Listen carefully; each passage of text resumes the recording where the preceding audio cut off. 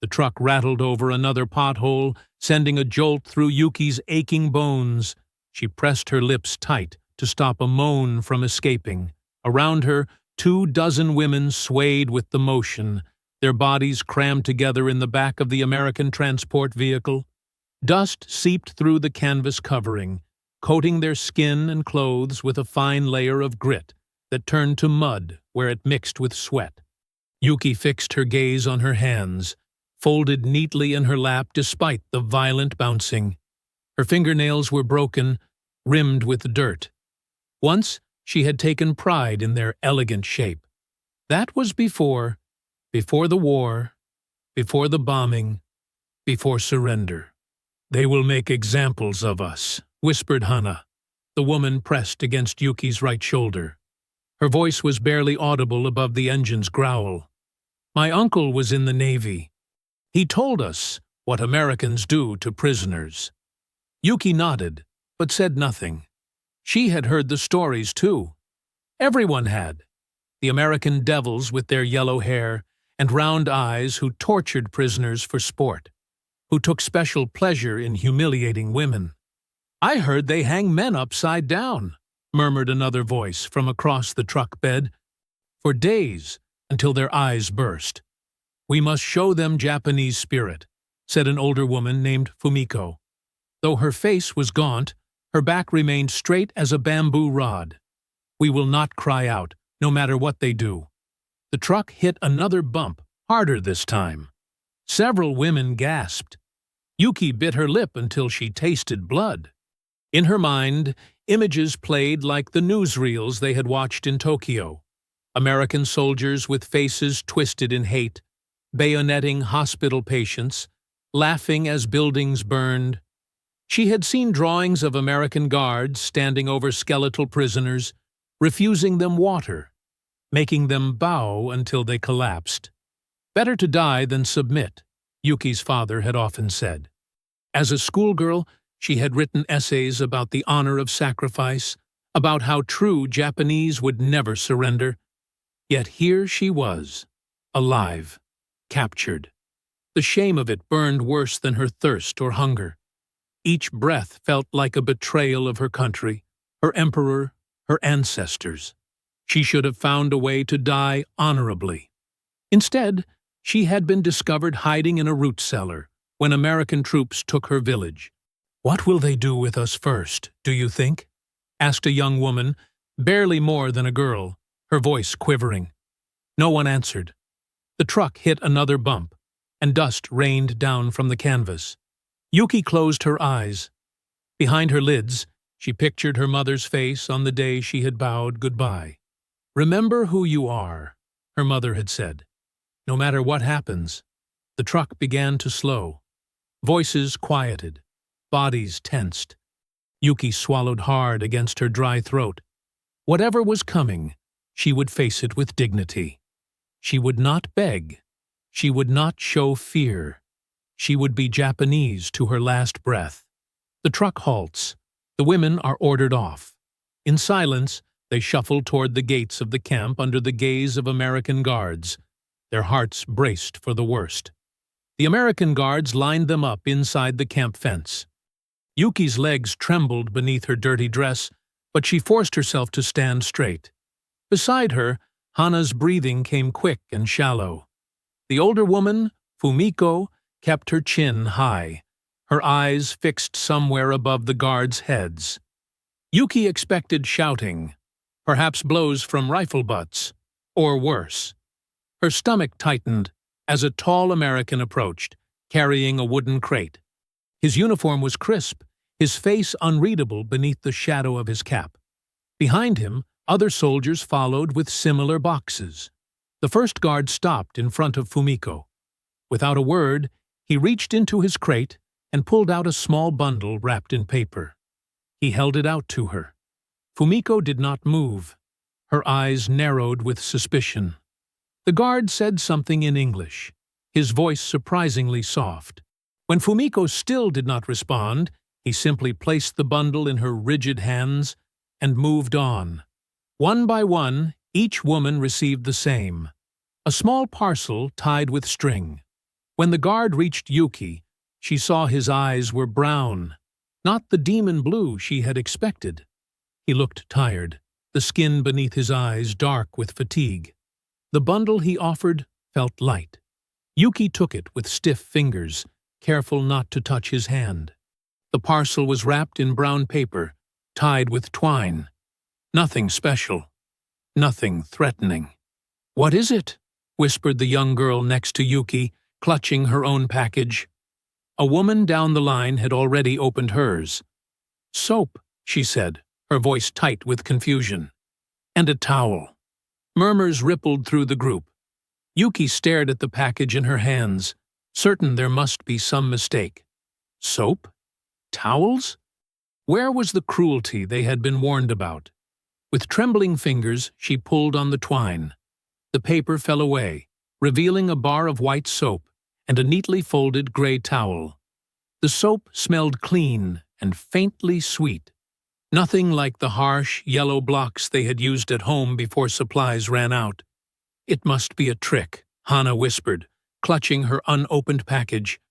"They want us to feel safe before they—" She didn't finish. Yuki ran her thumb over the smooth surface of the soap.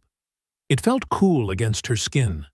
Part of her wanted to press it to her face, to breathe in its clean scent. But another part recoiled at the thought.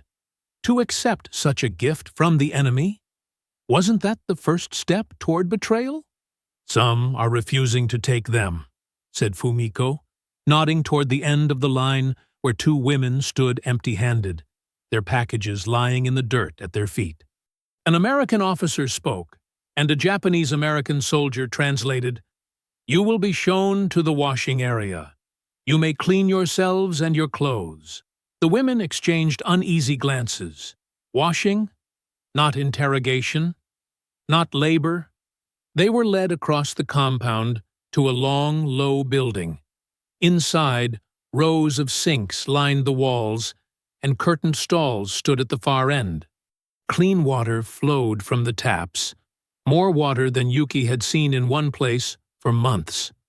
Some women moved forward eagerly, while others hung back. Yuki stood frozen between them, the soap and towel clutched against her chest. The bar's sweet scent reached her nostrils, making her suddenly aware of her own filth. The grime that had become so familiar, she no longer noticed it. A few brave souls approached the sinks. Water splashed. Someone gasped, not in pain, but in simple pleasure. Yuki kept her distance. She held the towel close, running her fingers over its rough weave, but she could not bring herself to use it. Not yet. Not when every instinct warned her this kindness must be a prelude to something worse. The women filed into the communal wash area. Wooden partitions created small stalls where buckets of clear water waited. Yuki lingered near the entrance, watching as the others hesitantly approached the washing stations. Fumiko was the first to dip her hands into a bucket. She scooped water onto her face, then froze, as if surprised by her own action. The water trickled down her cheeks, carrying streaks of dirt. She touched her wet skin with wonder. "It's just water," she announced, her voice uncertain. "Clean water." The younger women moved forward then, curiosity overcoming fear. Hana unwrapped her soap with trembling fingers and held it under her nose. "It smells like flowers," she whispered. Slowly, cautiously, they began to wash. Faces first, then hands and arms. The room filled with the gentle sounds of splashing. Someone sighed, a sound of simple pleasure. Yuki pressed herself against the wall, her unwrapped soap clutched in her fist. She watched as the women's faces emerged from beneath layers of grime. They looked different, younger, softer, less like soldiers, and more like the girls they had once been. A quiet giggle broke the tension. It came from Sachiko, the baker's daughter, as she scrubbed behind her ears. The sound was so unexpected, so out of place, that several women turned to stare. Sachiko covered her mouth, embarrassed. "I'm sorry. It's just She held up her soapy hands. My mother always said I never washed behind my ears properly. A beat of silence. Then May, the oldest among them, let out a snort. My mother said the same. Another laugh, then another. Soon the room echoed with the sound, awkward at first, then freer, as if a dam had broken. Women who had been silent for days found their voices in quiet jokes about soap bubbles and water dripping from noses. Yuki felt her cheeks burn with shame. How could they laugh? How could they take pleasure in anything given by American hands? The same hands that dropped bombs on their homes, that killed their brothers and fathers. Her fingers tightened around the soap until it nearly slipped from her grasp. The Emperor himself had called these Americans devils. They were supposed to fight until death rather than surrender. Yet here they were, washing away their dignity with enemy soap. "Yuki!"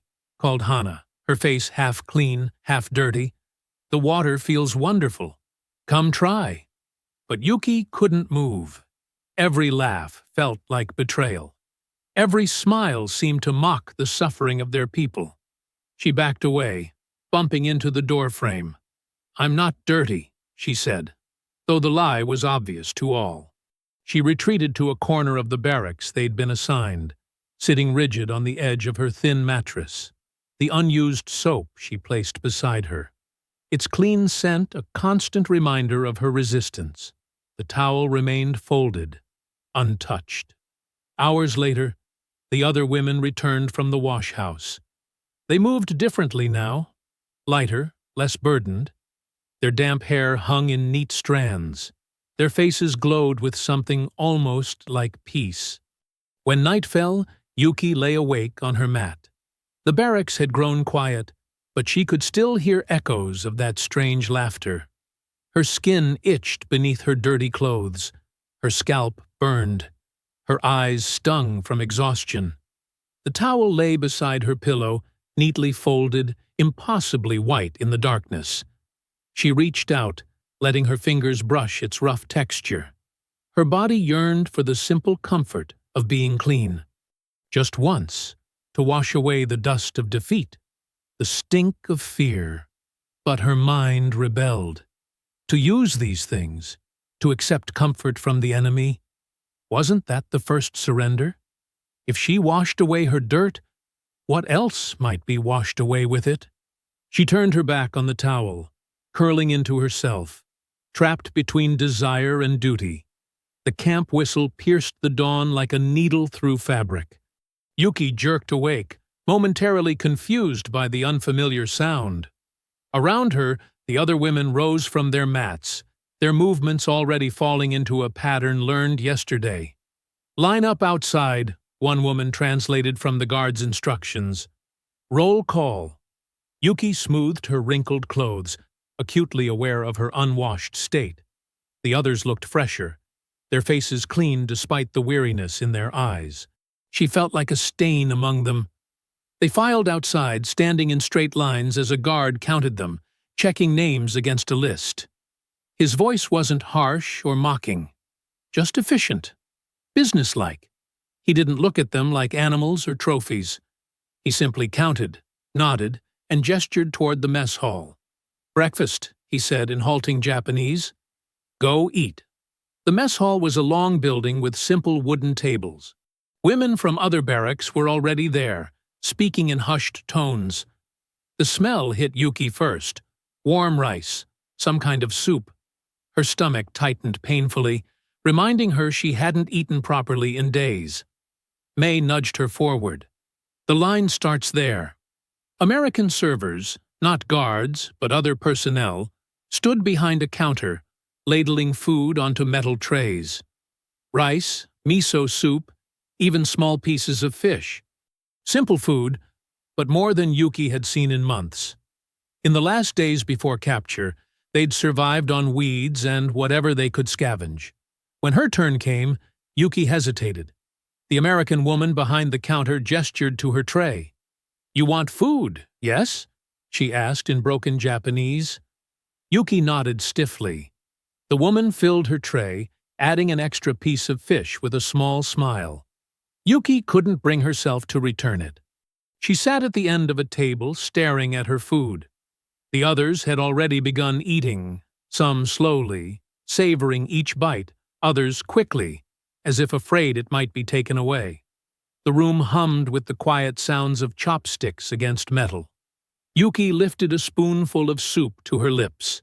The warm broth spread across her tongue, rich and salty. Her body responded instantly, demanding more. She took another spoonful, then began on the rice. With each bite, a voice in her head grew louder. Traitor. Coward. You surrender too easily. She remembered the posters, the speeches. Americans starved their prisoners. They tortured them for sport. They were monsters in human skin. Yet here she sat, eating food that filled her belly. The guard who had counted them had called them by name, not number. No one had been beaten or humiliated.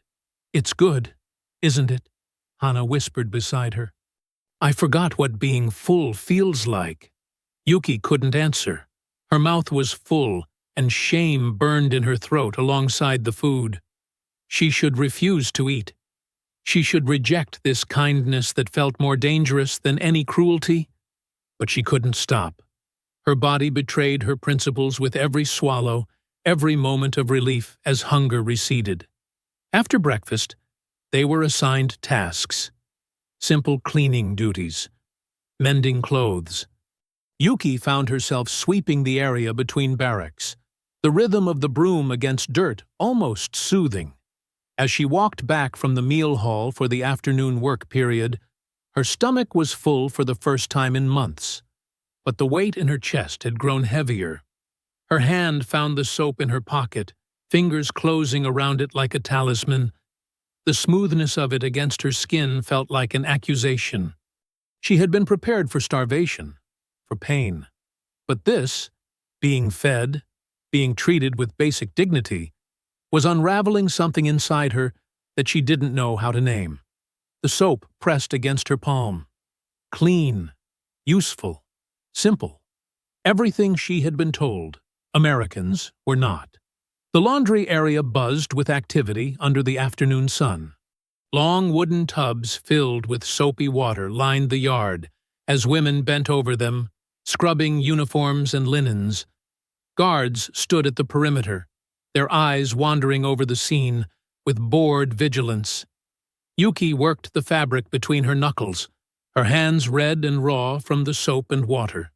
Sweat beaded on her forehead as she wrung out a shirt and placed it in the basket for hanging. The mundane nature of the task felt surreal. Just last month, she had been hiding in caves, waiting for American soldiers to find and kill her.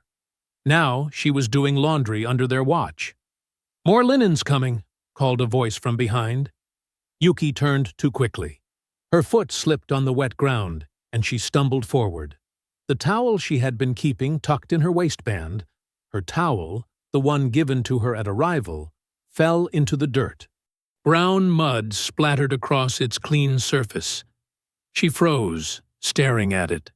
The pristine white fabric now lay soiled in the mud, a perfect metaphor for her captivity.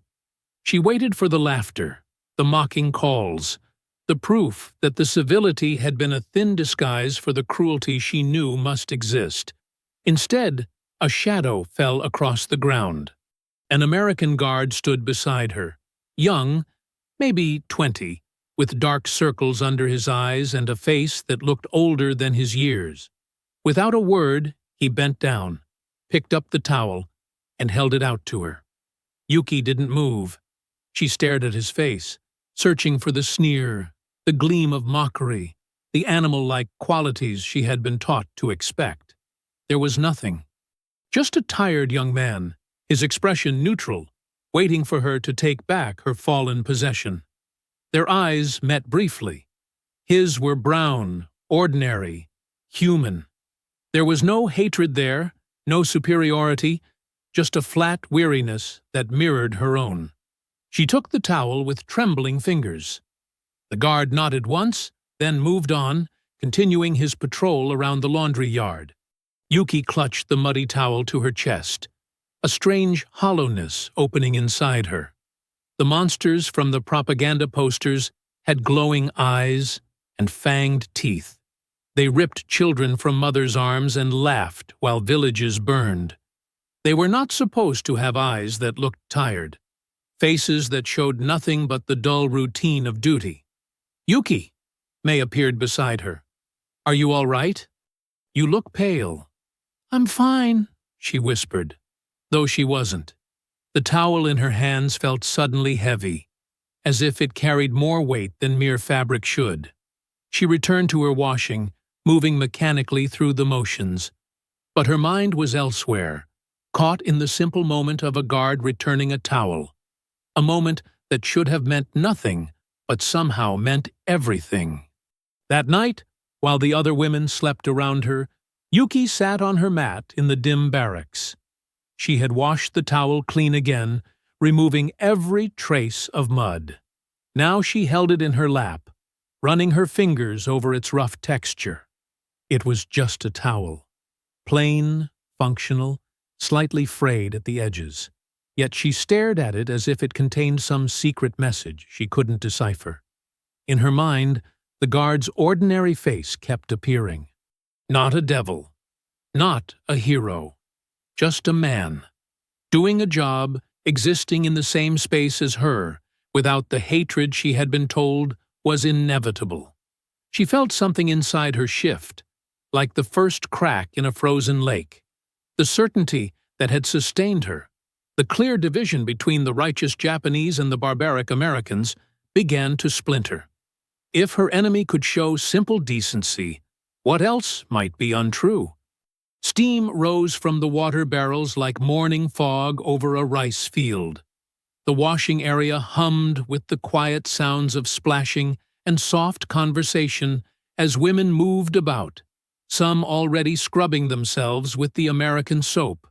Yuki stood at the edge, her fingers tight around her own bar, still unused after 5 days in camp. The soap felt heavier today. Since the moment with the guard, something had shifted inside her. The neat categories, Japanese honor, American savagery, had begun to blur at the edges like ink in water. "The water is warm today," May said, passing by with wet hair. "Someone must have heated it." Yuki nodded, unable to speak. Another small kindness, another contradiction. She moved to an empty corner where a bucket sat waiting. Steam curled upward, inviting her. She dipped a finger in. The water was indeed warm, not hot enough to scald, but comforting against her skin. Her body ached for cleanliness. Weeks of dirt, sweat, and fear had accumulated on her skin like armor. She had been holding on to that grime as if it were a shield, a final barrier between herself and acceptance of her situation. Yuki glanced around. No one was watching her. The other women were occupied with their own washing, their backs turned or eyes downcast. Even the guard at the door seemed deliberately focused elsewhere, granting them privacy. With trembling hands, she rolled up her sleeves and lowered her arms into the water. It embraced her, like an old friend. She closed her eyes, feeling the warmth seep into her bones. Then, before she could reconsider, she pressed the soap to her forearm and began to rub. The lather formed immediately, white, clean bubbles sliding across her skin. As she moved the soap in small circles, years of ingrained dirt began to lift away. Underneath was her own skin, paler than she remembered, marked with small scars from her time in the mountains. Something broke inside her then. A quiet, unstoppable feeling welled up from some deep place she had locked away. As the dirt slid from her body, tears slid from her eyes. She wept silently, her shoulders shaking with the effort of containing her sobs. The warm water mixed with her tears as she continued washing, unable to stop now that she had begun. Each stroke of the soap felt like surrender, like betrayal, like relief. The sensation was overwhelming. The simple pleasure of being clean crashed against the shame of accepting enemy comforts. Memories flooded through her. Her mother washing her hair as a child, the communal baths in her village, the propaganda posters showing Americans as beasts who would defile Japanese women. Yet here she was, using their soap, accepting their water, finding humanity in their gestures. The tears came harder now. She bit her lip to keep from making a sound, but her body shook with the force of her weeping. The dirt continued to wash away, revealing more and more of herself. Not just her skin, but something deeper, something she had buried beneath layers of certainty and belief. When she had finished, her skin tingled with cleanliness. She felt lighter, but hollowed out, as if something essential had been scooped from inside her. Yuki sank onto a wooden bench, wrapped in her towel, her damp hair clinging to her neck. Her body was clean, but her mind lay in fragments. The monsters from the posters were dissolving, replaced by ordinary men with tired eyes who picked up fallen towels and heated water for prisoners. This terrified her more than any threat of violence. If the enemy was human, what did that make the war? What did that make her sacrifice, her hatred, her absolute faith? She sat motionless as the other women finished and left. The clean scent of soap clung to her skin like an accusation. Morning light filtered through the barracks windows, painting thin strips across the wooden floor. Yuki rose from her bunk, her movements mechanical. She straightened her threadbare blanket with practiced precision, smoothing each wrinkle as she had done every morning since arriving at the camp. But today was different. The woman who made the bed was not the same one who had arrived in the dusty truck just days ago. She joined the line for breakfast, bowl in hand. When the American server ladled rice porridge into her bowl, she nodded slightly in acknowledgement. Her throat tightened at this small gesture, this tiny surrender. "You're becoming one of them," hissed Fumiko, the oldest woman among them, watching Yuki from narrowed eyes. "Taking their food without protest. Using their soap. Have you no shame?" Yuki lowered her gaze. Once, such words would have cut her deeply. Now they merely echoed in the hollow space where certainty had once lived. "We must eat to survive," she replied softly. "Survive for what? To return home disgraced?" Fumiko turned away, her back rigid with disapproval. At the next table, Akiko laughed with another prisoner, their faces relaxed as they spoke about a guard who had taught them an American card game. They had adapted quickly, shedding their fear like an unwanted coat. Yuki belonged to neither world. She drifted between Fumiko's stubborn resistance and Akiko's easy acceptance, untethered from both. The porridge sat heavy in her stomach. Later, during work detail, she folded laundry alongside women from both camps. Fumiko and her followers worked silently, their movements stiff with resentment. Akiko's group chatted, occasionally smiling when a guard passed. "You've been quiet," said May, placing a folded sheet in the growing pile. Yuki's hands continued their work. "I don't know what to say anymore." "None of us do," May replied. "But we're still here." The simplicity of this truth struck Yuki. Yes, they were still here, breathing, moving, living, while so many others were not. Was survival itself a kind of betrayal? Or was it the most basic human instinct, beyond ideology and nation? In the afternoon, she washed her face without hesitation, using the soap that had once represented enemy corruption. The clean scent no longer felt foreign on her skin. This routine acceptance frightened her more than any physical threat. Who was she becoming? As evening approached, Yuki walked to the fence's edge, as far as prisoners were allowed. She sat on a small patch of grass, watching the sun descend toward distant mountains. The same sun that shone over Japan now cast golden light across enemy soil. The bar of soap rested in her lap, smaller now from use, its edges softened. She turned it over in her hands, feeling its smooth texture against her fingers. Once a symbol of American trickery, now just soap, ordinary, useful, comforting. The sky deepened from blue to purple, then to darkness sprinkled with stars. Shadows lengthened across the camp, blurring boundaries between buildings.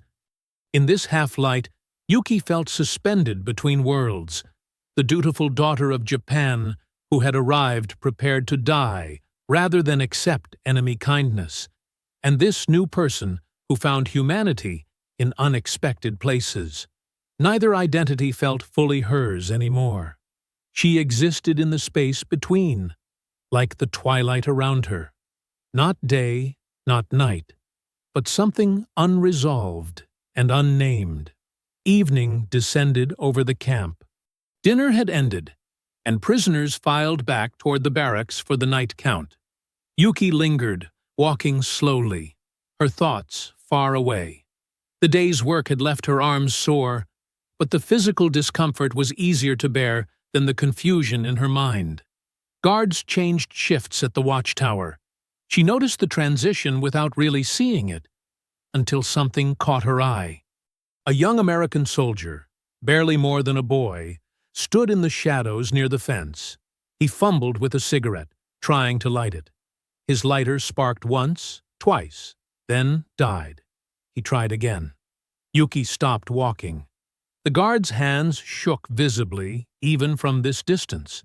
The flame flared briefly, then vanished in the evening breeze. His shoulders slumped in frustration. There was something in his posture, a weariness that transcended language and uniform, that held her attention. He tried again, cupping his hand around the lighter. His fingers trembled worse than before. A memory surfaced unbidden. Takeshi from her village, 17 years old, trying to light incense at his father's shrine before leaving for war. His hands had shaken just like this. Nervous, young, trying to appear steady. Takeshi, who wrote one letter home and then vanished into silence. The guard finally managed to light his cigarette. He inhaled deeply, his face momentarily illuminated. His features relaxed slightly as the smoke filled his lungs. Relief. The sight pierced Yuki with unexpected clarity. This was no monster. This was someone's son, someone's brother. Perhaps he too wrote letters home that spoke of courage, while his hands betrayed his fear. She felt dizzy with recognition. How many boys like him had been told that Japanese were animals? How many Takeshis had been taught that Americans were devils? And here they all were, trembling, smoking, trying to stay alive until they could go home. "Prisoner! Move along!" Another guard called from the path.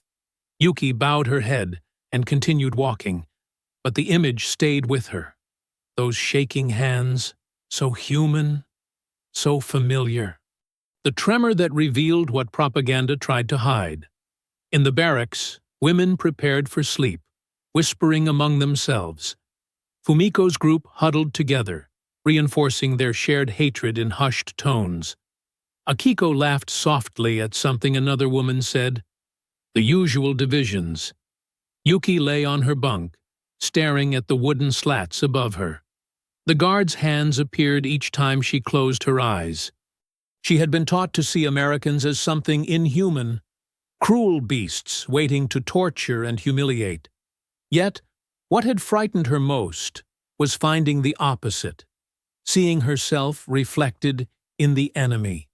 The trembling hands felt more real than any story she'd been told, more honest than the speeches that had prepared her for glorious sacrifice, more true than the promises that surrender meant only shame.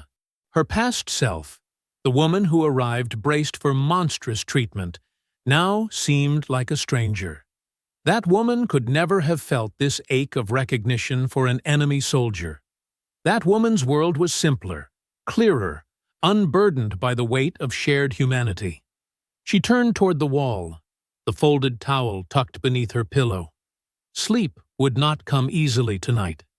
not with the guard's trembling hands feeling closer, more familiar than all the certainties she once believed.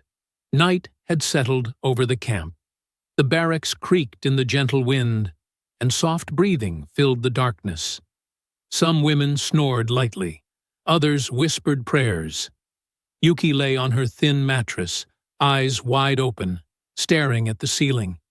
Beside her pillow, carefully folded, sat the towel. In the dim moonlight filtering through the small window, it looked almost silver, just a simple piece of cloth, rough at the edges, faded from many washings. Yet she couldn't stop looking at it. When they first arrived, this towel had been a mystery, a potential trap.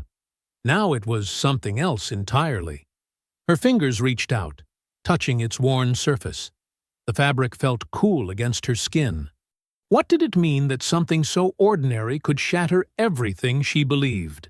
The leaders back home had painted Americans as beasts who would torture and humiliate them. The towel told a different story. So did the soap. So did the trembling hands of the young guard. Yuki turned onto her side, facing the towel. The women around her had found their ways to cope. Fumiko and her group held tight to their hatred, whispering about resistance. Akiko and others had adapted, accepting small comforts without question. But Yuki remained caught between worlds, belonging nowhere. "How can I go back?" she whispered to herself, so quietly that not even the woman in the next bunk could hear. But there was no going back.